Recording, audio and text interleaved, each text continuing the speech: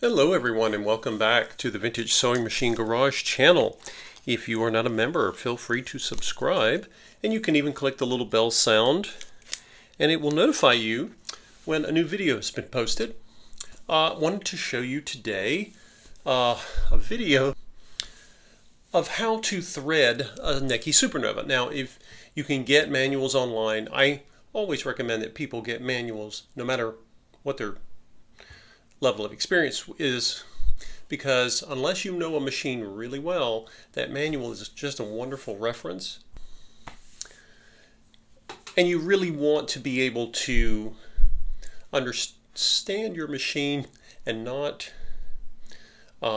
get stumped simply because you don't know its ways or what it's requiring or asking of you. So I thought I'd show you guys how to thread the machine. Again, always use your manual, but it's nice. I think videos can be really helpful and help you see things you don't see in, say, a manual illustration. So the first thing I'm going to do is I'm going to swap out my needle. When you get a new machine, or new to you machine, a vintage machine, you really don't know, unless the seller can tell you for sure, and they often can't. Even if they were using the machine, they may not know the last time that the needle was changed. So needles are not expensive, and I highly suggest you start with a new needle. That way you'll know it's installed properly and it's fresh and ready to go. So we're going to come down. You guys, I'm going to lower this just to show you this part so you can see what I'm doing.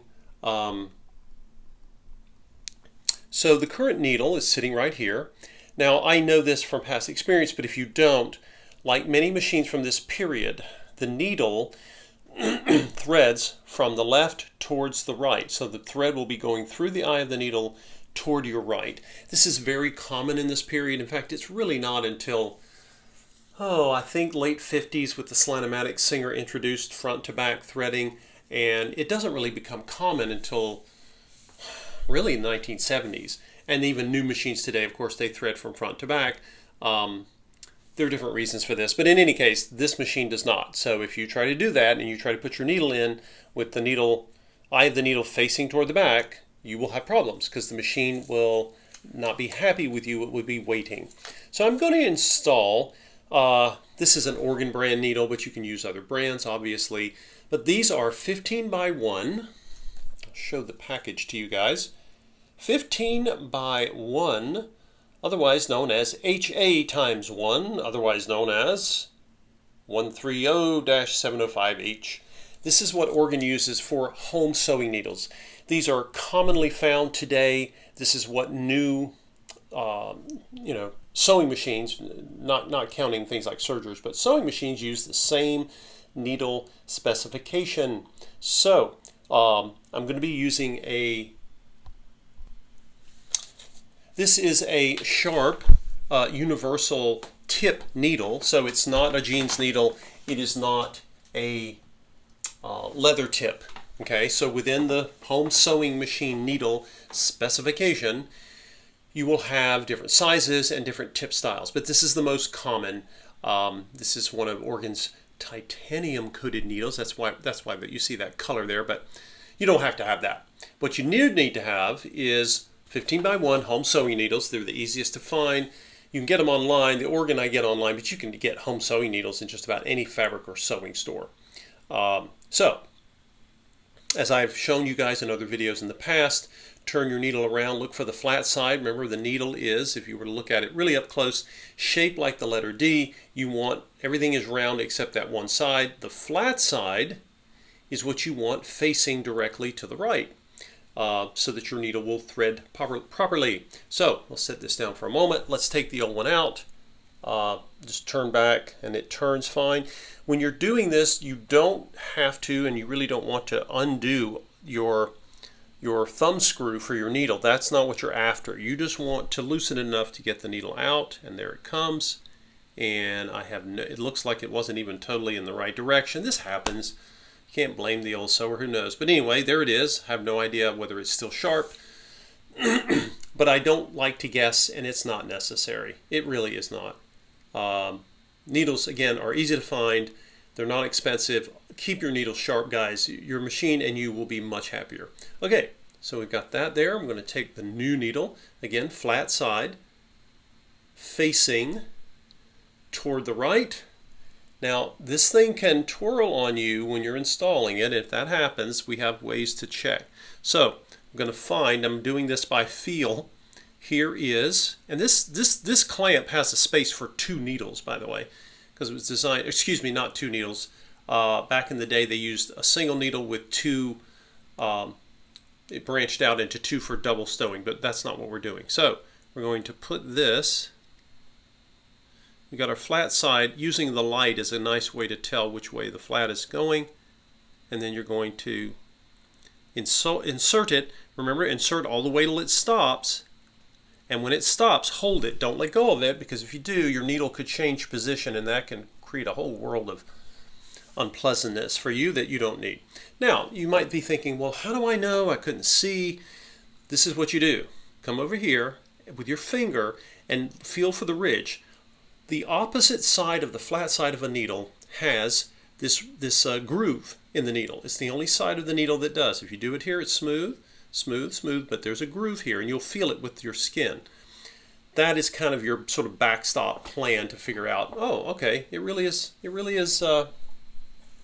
and this is actually currently in zigzag mode, but I just wanted to check.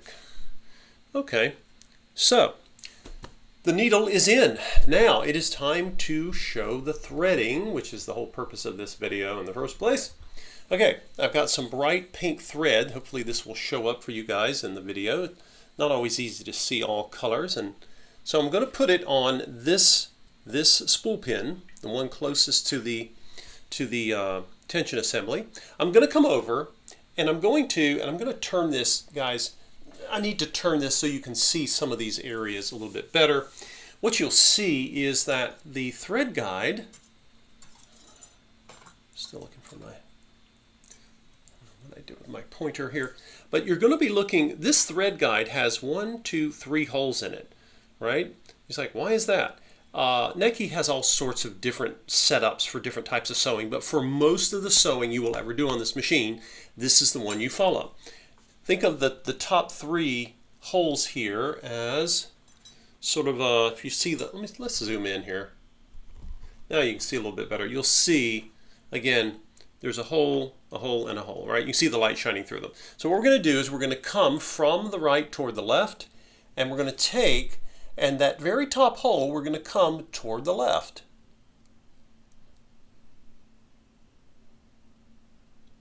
And I am going to cut my thread to get a nice clean edge to the very end of it, so it doesn't want to fight me to go. You will sometimes need to do this. Okay, so we're going to come straight ahead.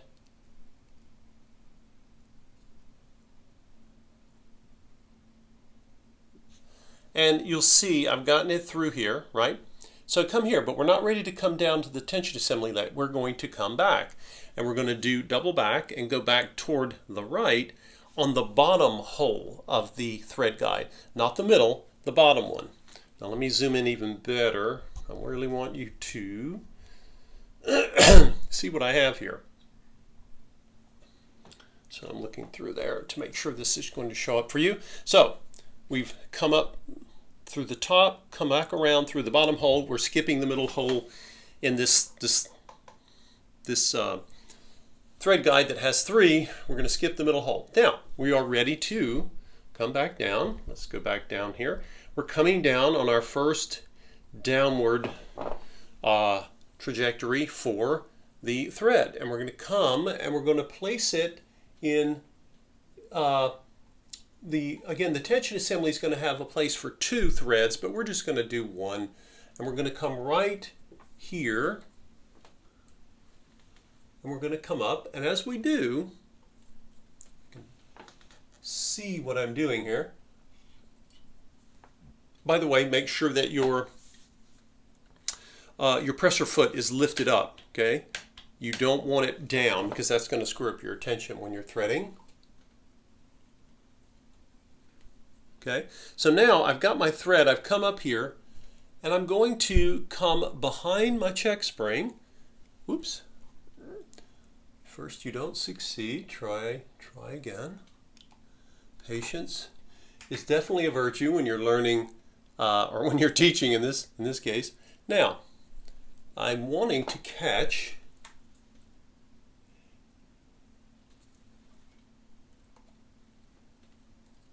my check spring. Okay, here we go. So I've got my my thread between one of my sets of discs. Now it can flop on you like it just did me because I haven't really pulled it in yet. Okay, so let's do that. We'll have it on the outermost set of tension discs. Now, you'll notice, you've got your check spring engaged because when I pull on it, you see the spring moving. What you're going to do is you're going to come down. Trying to see what you guys are seeing here. Okay.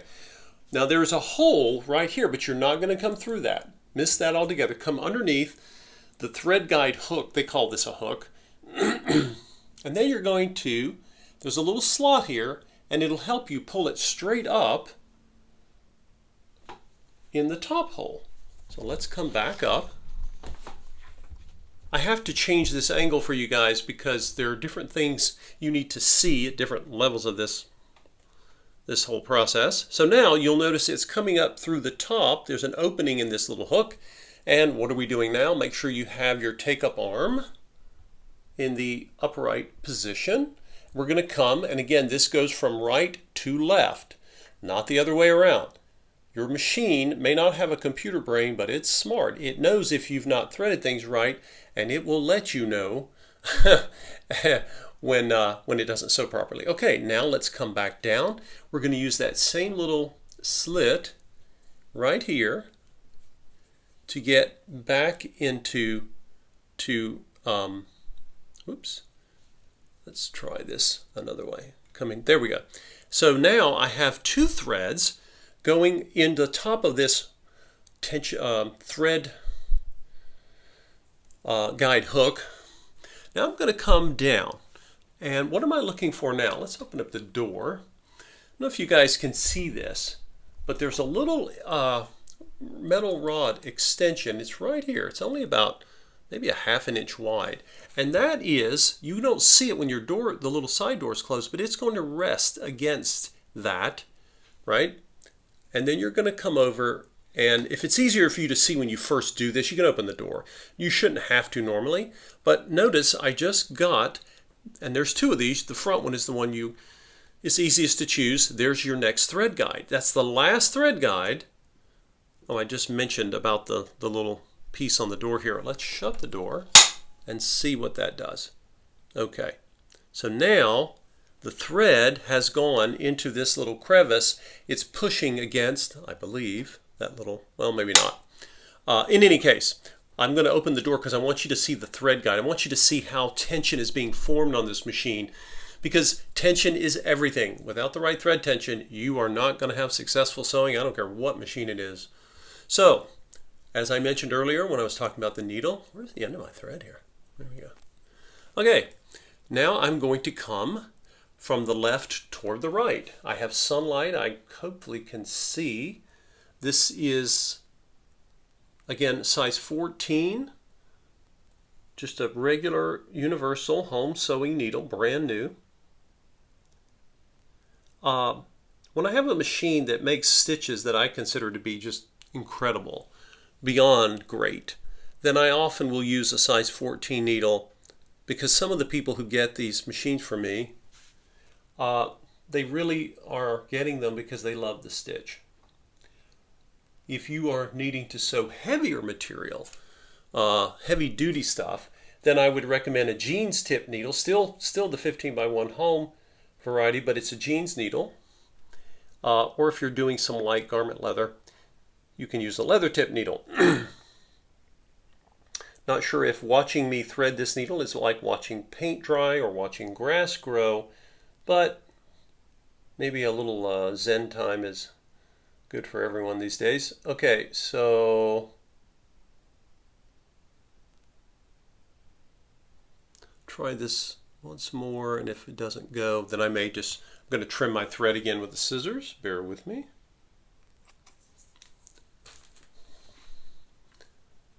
Remember that thread is just a really small, micro-sized yarn, and it's twisted, and the ends can come, the ends of your thread can get frayed and make it hard to thread the needle. A size 16 would be easier, but again, size 14 is a really good happy medium size for a lot of sewing.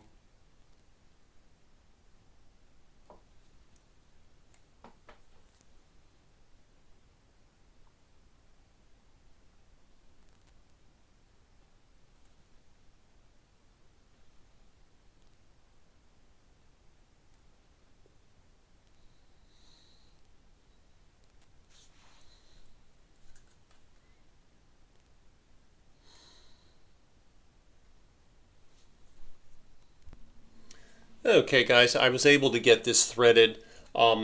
If threading a needle just with your fingers drives you crazy, you don't need automatic computerized threadle kneading. They make little attachments. I've demonstrated them before where you can line it up with the needle. They're little tools that you line up and you can pull the thread through. I just didn't go and get mine out. And now you can see this thread is actually not here. It actually may be, now that I'm thinking of it, when the thread is moving up and down, this piece is here for a reason. It's either to keep the thread from getting tangled. In any case, notice I can pull the thread nicely because, again, you don't want your presser foot down when you're doing this. We should be set up for sewing. We will see if we are set up for sewing, but because you never know until you actually try to form a stitch what's going on with your machine. But that's how you thread it. Some of you have written to me in some of my past videos and said, hey, can you show me how to thread this machine? And of course I don't have the machine anymore because I'm not a collector. I don't keep them. I find homes for them, and of course once I don't have it in front of me to thread. So I wanted to try to remember some of those requests and start doing that if I can remember to show you how they're threaded. And again, if you are still not certain, take a look at your manual. If you don't have a manual, you can get a PDF copy. You can sometimes get them for free at these online groups, or you can even buy them, but they're usually less than 10 bucks and extremely helpful. So money well spent if you have to. You may not even have to. So there you go, guys. Had some great sunlight today, and slowly but surely working to bring back the Necchi. I am still waiting and searching for this special tire that goes on to the bobbin winder, and of course Necchi did not copy Singer with that. They wanted their own special tire, and it is an amazing device that they designed here. And you don't have to have bobbin winding to use a sewing machine. You can wind your bobbins on another machine or even a bobbin winding device. But I'm going to be overhauling this machine for someone, so I'd like to have this functioning and working for them. Thank you for watching and tuning in. But whether you have a Necchi or some other vintage sewing machine, it's great to have you here watching the channel, and stay tuned for more videos. Take care.